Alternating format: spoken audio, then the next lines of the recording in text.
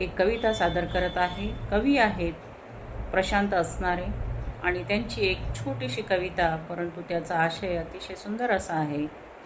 कविता अशी आहे. मुलगा म्हणाला, आई दिव्याची वात मोठी कर. मुलगा म्हणाला, आई दिव्याची वात मोठी कर, मला वाचता येत नाही. आणि वडील म्हणाले, दिव्याची वात कमी कर, मला झोप येत नाही. आई रात्रभर दिव्याची वात कमी जास्त करत राहिली. आई रात्रभर दिव्याची वात कमी जास्त करत राहिली आणि दोघांमध्ये वातीसारखी जळत राहिली. अत्यंत सुंदर असा आशय की स्त्रियांचं जगणं हे कसं असतं इतरांसाठी आणि त्या स्वतःकडे त्या किती दुर्लक्ष करतात. अतिशय सुंदर अशी ही आई नावाची कविता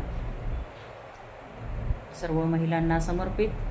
जागतिक महिला दिनानिमित्त खूप खूप शुभेच्छा. धन्यवाद.